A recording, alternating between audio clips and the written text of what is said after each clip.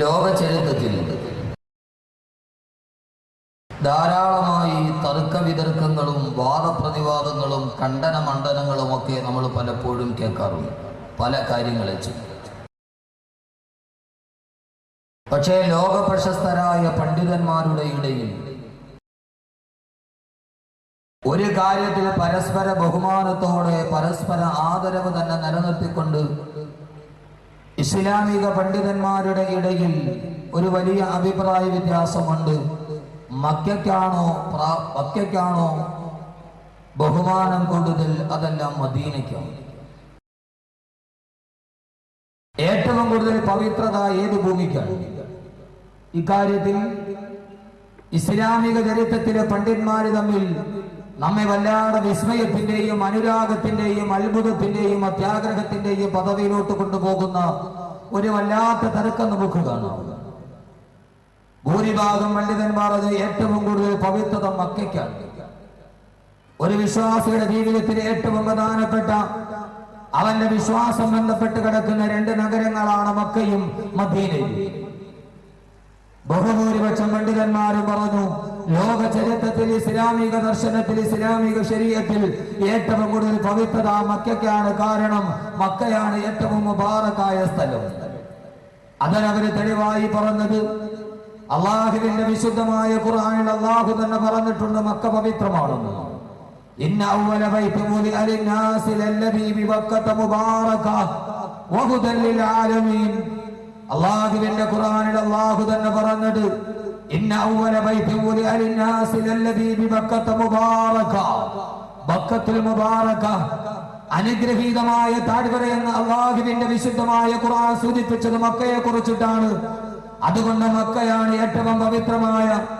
ഇസ്ലാമിക സമൂഹം ഒരു ദിവസം 17 5 പ്രാവശ്യം അവർ നെഞ്ചു തിരിച്ചു വെച്ചിരിക്കുന്ന കഅബാലയം എന്ന ലോകത്തിന്റെ ഏറ്റവും വലിയ പുണ്യഗേഹം.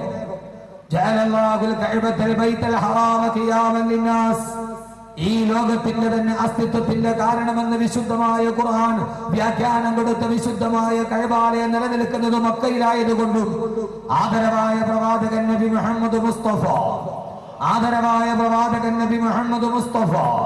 സല്ലല്ലാഹു അലൈഹി വസല്ലമ ഭൂജാതനായ മണ്ണ് മക്കയായതുകൊണ്ടും ആ മക്കയാണ് പവിത്രതയുടെയും പരിശുദ്ധതയുടെയും പരിപാവനതയും കാര്യത്തിൽ ഒന്നാമത് എന്ന് പണ്ഡിതന്മാർ അഭിപ്രായപ്പെടുമ്പോൾ മദീനയ്ക്ക് പദവി കുറവായതുകൊണ്ടല്ല, അവരുടെ മനസ്സിൽ മദീനയെ കുറിച്ചുള്ള പവിത്രത കുറവായതുകൊണ്ടല്ല.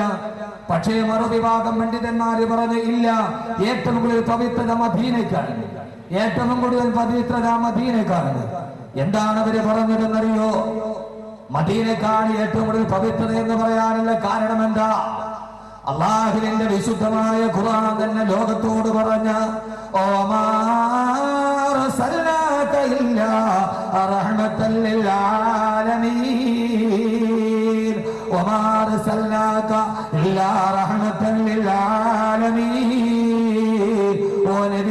സർവലോകത്തിനും അനുഗ്രഹമായിട്ടല്ലാതെ, സർവലോകത്തിന് സർവഭൂഖണ്ഡങ്ങൾക്കും അനുഗ്രഹമായിട്ടല്ലാതെ അങ്ങേ ഞാൻ ഈ ഭൂമിയിലേക്ക് അയച്ചിട്ടില്ല എന്ന് പറഞ്ഞ ഈ അഖിലലോക ബ്രഹ്മാണ്ഡ കടാഹത്തിന്റെ മുഴുവനും അനുഗ്രഹമായി വന്ന ആദരവായ പ്രവാചകൻ നബി മുഹമ്മദ് മുസ്തഫ. ആദരവായ പ്രവാചകൻ നബി മുഹമ്മദ് മുസ്തഫ അള്ളാന്റെ റസൂലിന്റെ പവിത്രമായ ശരീരം കിടന്നുറങ്ങുന്നത് മദീനയിലല്ലേ?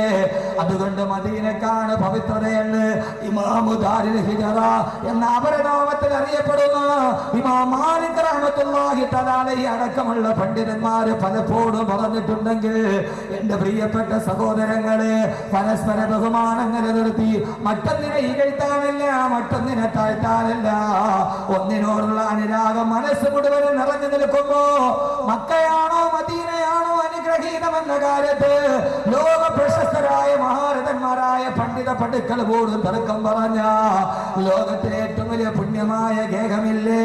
ആ ഗേഹമാണ് മദീന. ആ മദീനയ്ക്ക് പവിത്രത കിട്ടാനുള്ള കാരണം എന്തെന്നറിയോ?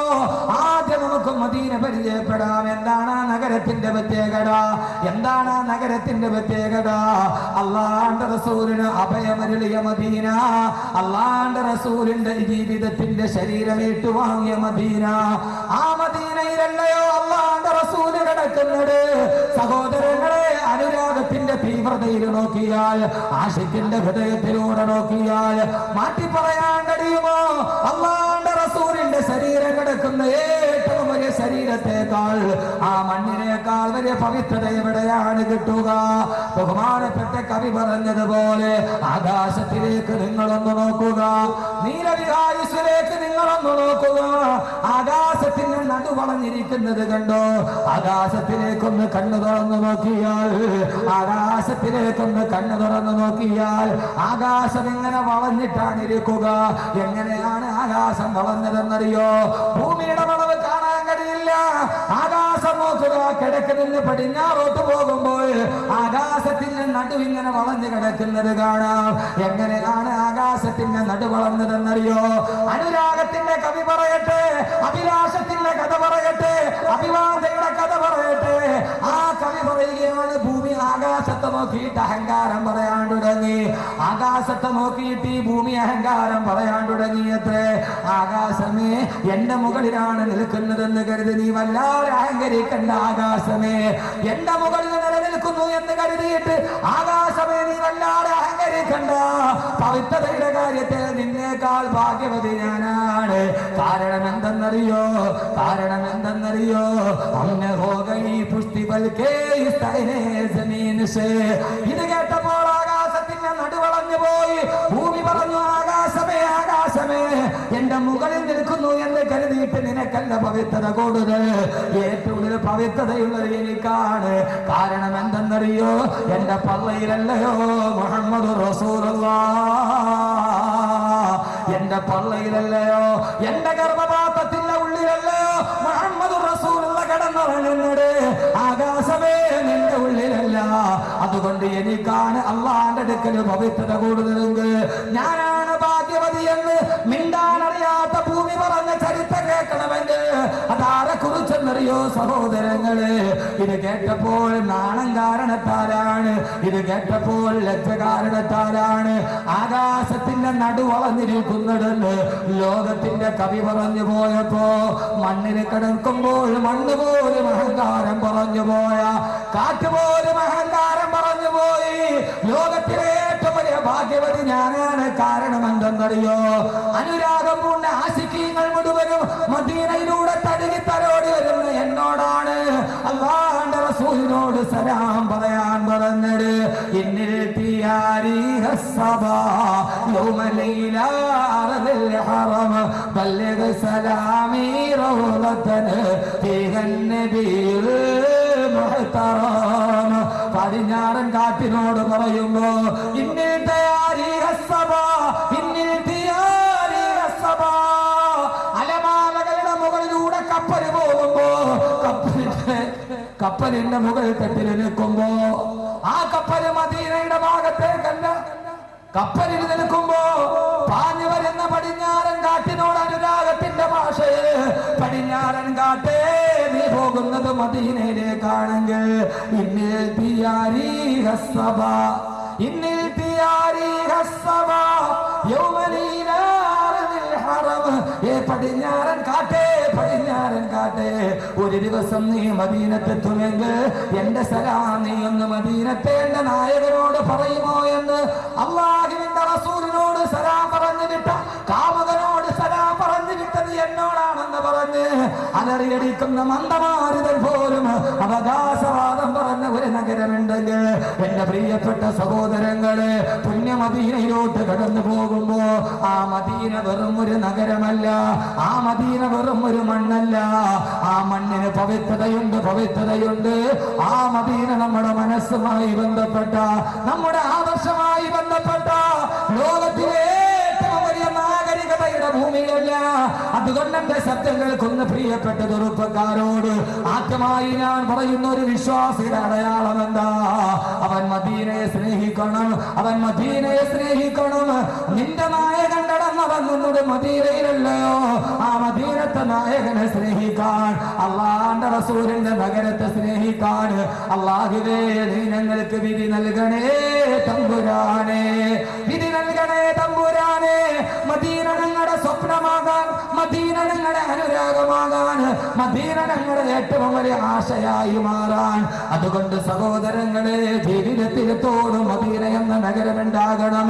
മിസിസിപ്പിയിൽ പോകാൻ നിനക്ക് ആഗ്രഹമുണ്ട്, ലോസ് ആഞ്ചലസ് കാണാൻ ആഗ്രഹമുണ്ട്, കെയ്റോ കാണാൻ ആഗ്രഹമുണ്ട്, ന്യൂയോർക്ക് കാണാൻ ആഗ്രഹമുണ്ട്, ലണ്ടൻ കാണാൻ ആഗ്രഹമുണ്ട്, ചിറാപുഞ്ചി കാണാൻ ആഗ്രഹമുണ്ട്.